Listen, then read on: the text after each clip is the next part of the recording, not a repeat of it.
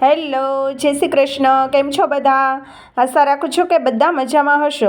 તો આજે આપણે બનાવીશું હોળી સ્પેશિયલ છોલે ચણા ટિક્કી ચાટ. એકદમ યુનિક રેસીપી.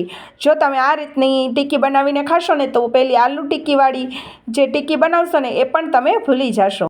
સૌથી પહેલાં આપણે ટિક્કી બનાવવા માટે અહીંયા મેં કાબુલી ચણા લીધા છે, જેને મેં ઓવરનાઇટ પલાળી અને બાફી અને એકદમ સરસ કોરા કરીને અહીંયા લીધા છે. હવે આ રીતના ચણા આપણે લઈશું અને એકદમ સરસ આપણે જે પાઉંભાજી મેશ કરતા હોય ને એ રીતના આપણે એકદમ સરસ એને ચણાને મેશ કરી લઈશું. અહીંયા તમને ચણા થોડાક હાર્ડ લાગશે મેશ કરવા માટે, પણ ધીમે ધીમે કરશો ને એટલે એકદમ સરસ ચણા આ રીતના મેશ થઈ જશે એમ. હવે આ રીતના સરસ આપણે ચણા મેશ કરી લઈએ. પછી આપણે થોડાક પૌવા પલાળી અને એમાં નાખશું, જેથી કરીને એકદમ સરસ ક્રન્ચી એવી આપણી ટિક્કી બને. તો હવે આપણે પૌવા નાખ્યા પછી આપણે એમાં આદુ મરચાંની પેસ્ટ, થોડીક કોથમરી, સ્વાદ અનુસાર મીઠું, ચાટ મસાલો અને થોડોક મરી પાવડર નાખીશું અને હાથ વડે એકદમ સરસ મેશ કરી અને આપણે ટિક્કી બનાવવા માટેનું આપણે મિશ્રણ તૈયાર કરી લઈશું. આ રીતનું એકદમ સરસ.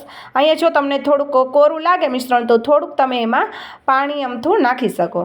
હવે આ રીતની આપણે હાથમાં તેલ લગાવી અને આ રીતની ટિક્કી આપણે તૈયાર કરી લઈશું અને ઉપરથી થોડોક એવો કોર્નફ્લોર લગાવશું. આવી રીતે સાવ ઓછો કોર્નફ્લોર એવો લગાવવાનો છે, જેથી કરીને આપણી ટિક્કી છે ને આપણે તેલમાં નાખીએ ને તો એકદમ સરસ ક્રિસ્પી થાય અને ફૂલે નહીં.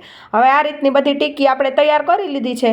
તો હવે આપણે મીડિયમ ટુ હાઈ ફ્લેમ ઉપર એને સરસ ક્રિસ્પી અને ગોલ્ડન થાય ત્યાં સુધી એને તળી લઈશું.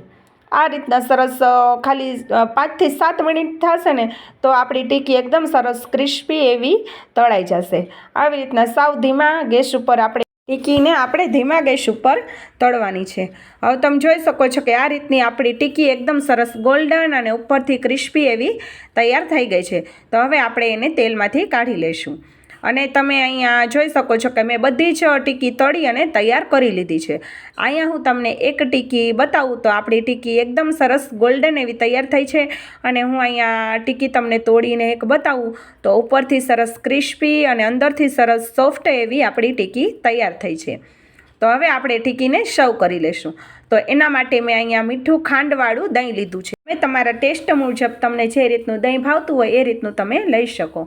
હવે આપણે ઉપરથી દહીં નાખ્યા પછી ઉપર આપણે ખજૂર આંબલીની ચટણી નાખીશું, થોડીક આપણે લીલી ચટણી નાખીશું અને થોડાક આપણે દાડમના દાણા અને આપણે ઝીણી જે સેવબુંદી આવે છે એ આપણે નાખીશું. અને જો તમને વધારે ભાવતું હોય તો તમે એમાં જે મસાલા શીંગ આવે છે એ પણ નાખી શકો અને સમારેલી ડુંગળી પણ નાખી શકો. તો તૈયાર છે આપણી છોલે ચણા ટિક્કી ચાટ. તો આ હોળી પર તમે પણ મારી આ રીતે એકવાર આ રીતની યુનિક એવી ટિક્કી ચાટ બનાવી અને જરૂરથી ટ્રાય કરજો. એકદમ ટેસ્ટી એવી બને છે.